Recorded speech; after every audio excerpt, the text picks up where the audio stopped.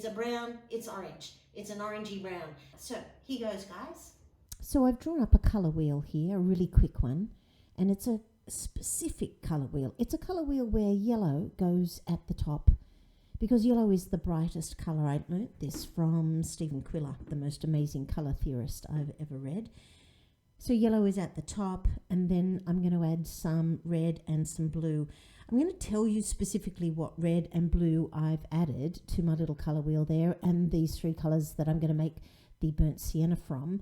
But the reality is that you could try this with any yellow, any red and any blue. You'll get a different variation on the burnt sienna that you mix up, but you can get really close by understanding some basic stuff like it's an orange. Think of it as a burnt orange, and that you're making orange and then you add a bit of blue. But I want to take you into this way more specifically. So the reason why I'm starting with a colour wheel is that if you know where burnt sienna actually sits on the colour wheel, it gives you enormous information about how to make your own burnt sienna. So at the moment, right up next to the yellow, I'm putting in RS for raw sienna, and burnt sienna is quite close. They're both warm colours. They're both on the right-hand side of that colour wheel. And I'm putting in a quick BS for burnt sienna right there. I can't tell you how many times while I was recording it the first time that I kept thinking about what BS stands for. And it certainly made me smile. So if you notice me having a little wry smile there, it's because I was like, oh, BS, BS, BS. Anyway, none of this is actually BS. What I want to do is help you make your own burnt sienna today.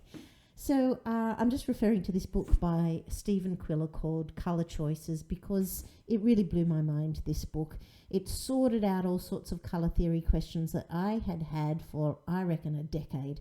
The painter's pocket palette that I'm picking up and showing you there is it's like a little cheat sheet. So I did use it a little bit in the beginning, but once you work out how to make your own colours, it is so much better. You don't need cheat sheets.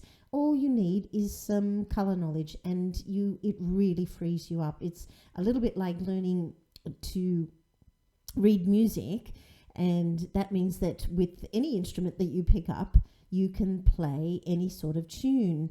And the same thing, well, okay, not exactly. We all know that it takes practice. Well, so does painting. It takes practice as well. My point is that colour theory will easily reach across any other painting medium. So step one, make an orange. So I've put in a big dab of yellow and a small amount of red because red dominates yellow. In fact, every colour dominates yellow. Yellow's like this little soft wussy colour, and every colour will dominate it. So make an orange, and you want it to be very, really, really orangey. So at the moment, it's a little on the yellow side, so I'm adding more red. You want a red, oh, there you go. That is a red orange. That's an orange that is leaning towards the red side. So that's your first step. And then all you've got to do is add a bit of blue. It's really that simple. So I'm going to keep going there and show you how I added a bit of blue. I've gotten a different brush out because I want to add it in really small amounts. You want to think about it a bit like salt. Once it's in, can't take it out. So if you go slowly, adding tiny bits of blue, then you don't have to start again with a new batch. You just go in slowly, and you can see my orange already being neutralized there, and it's going into what is a kind of a tan color. I think you'd call that a tan. It's a brown anyway. It's on its way to burnt sienna. So I'm decided that it's not really red enough. I could have started with an orange that was more red, so I'm adding more red. Here we go. I'm going to mix that in just a second. More red. And here it is, heading towards burnt sienna. In a moment, I'm going to get out some burnt sienna that I bought in a tube. I'm going to swatch that out and see whether or not I'm right. See if I got close. See if I got close to a professionally made burnt sienna, just using yellow, red, and blue. I'm doing a lot of mixing. I really hate the idea that there's some lump of colour. So it probably looks a little bit like I've overmixed, but I definitely don't want any lump of colour to be appearing when I start my swatch. So here's Holbein's burnt sienna.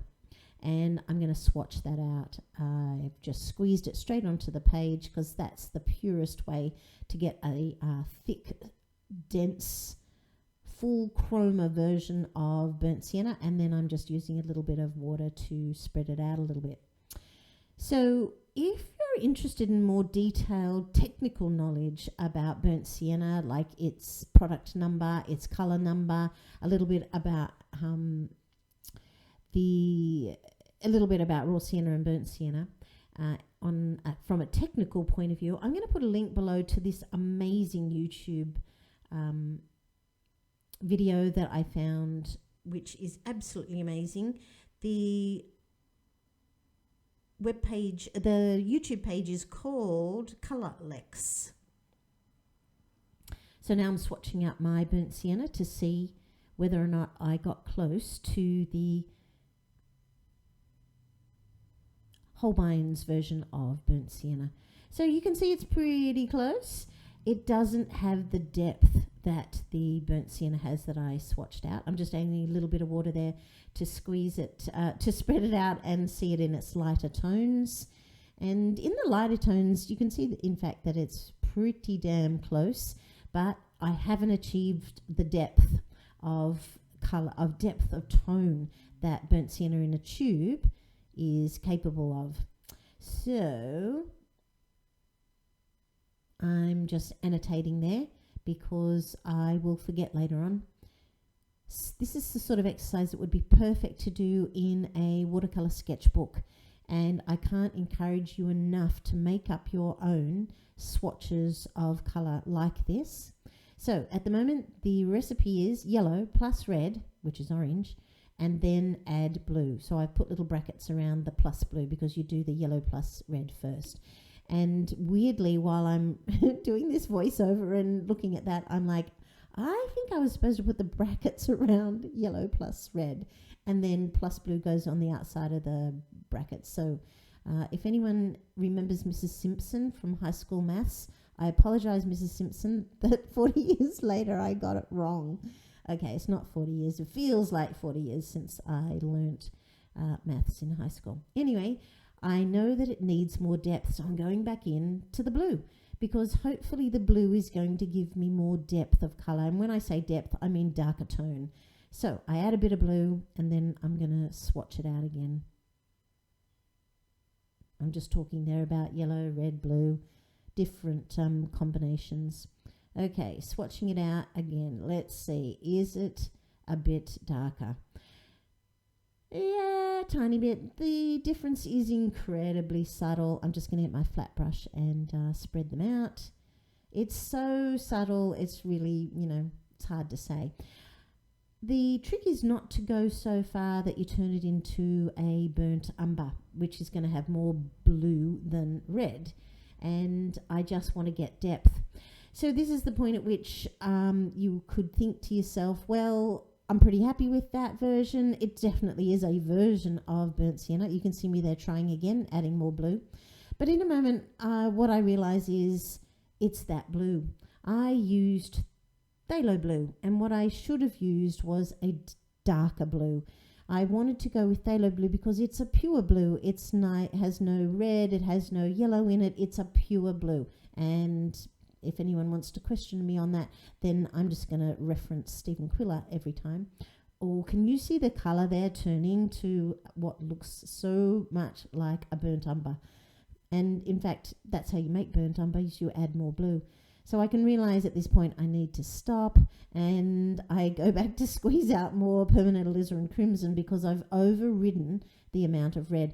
Now, that red is capable of great depth, so I add in a fair bit of that to see if I can balance out the blue and take it back towards the burnt sienna side.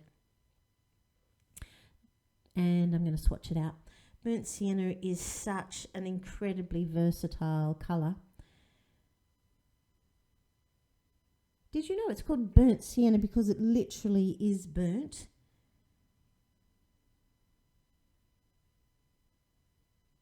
According to the website colorlex.com, I'll put a link to this in the link below. Oh, look at my swatch there. It is fabulous. it is so much closer to the swatch. It needed even more red. So that means you could have started off with a much redder orange. I think the key to the process is start with a really reddy orange. So according to colourlex.com, burnt sienna, the traditional source of siennas, has been quarried near Sienna in Italy. Burnt sienna is produced from the raw material by calcinating, which is heating, in order to dehydrate the iron oxide. I'm going to put their link down below because that was a fascinating site that I found, and had some really interesting stuff about colour in general. So I'm getting near to the point where I sit and stare at my colour and go, ooh, shall I add more blue? No, adding more blue is going to make burnt umber, and red was really key to that process. So there you have it, the 3 primaries making raw sienna, making burnt sienna. I've made a video on how to make raw sienna, and I'll put a link to that as well at down in the description box. And I use 3 primaries to make that too, though having said that, 3 different primaries. So I'm going to finish off here with a little quick easy watercolor tree where I'm just going to use up that lovely batch of burnt sienna that I made.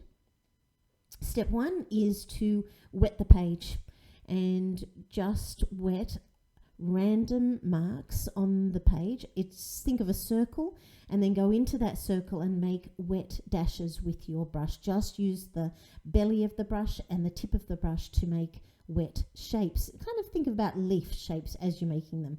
The next step is to go into those wet marks with your burnt sienna or whatever colour you're making your tree, and add burnt sienna to the bottom of each of the wet marks. If you're having trouble seeing just your wet marks, then just turn your head on the side and look for the reflection for where your wet marks are. If you can't see the reflection, that means it's dried, and this technique's not going to work. So start again, just wet it. And I'm now going back in to soften off some of those edges. I washed my brush, and all that's on the brush at the moment is clear water, nothing else. A little bit of tone is being picked up by pushing the paint around, and there you have it, a tree that you can quickly make within a couple of minutes. So if you make up a lovely batch of burnt sienna and you've got some left over, you could paint this quick tree. To finish the tree, I'm using a really fine round brush. Often I use my liner brush for those fine marks, but I've also got this round brush that has a wonderful tip to it, and I'm just dragging it through, creating branches at the bottom that are thicker, and then as you go up the tree you get thinner, thinner, thinner. So the branch at the bottom of the foliage, you use the belly of the brush. As you move up the tree, you move to the tip of the brush, and you work that way. Belly for thick marks, tip for thin marks. So my hand is pressing down hard for a thick mark, and then just continuing that mark and lifting up as I go towards the edge of the tree where the branches get thinner and thinner and thinner. And then I just go back in quite a few times and add little tiny details using the tip of that brush. It's nearly complete. And in a moment I'm going to show you the tree.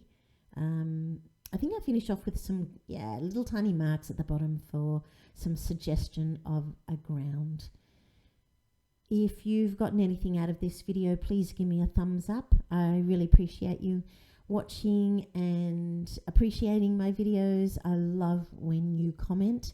Thank you to Deb for always being so supportive with my YouTube videos. I so appreciate your support. I appreciate anyone's support, and I always answer any comments and any questions that you may have.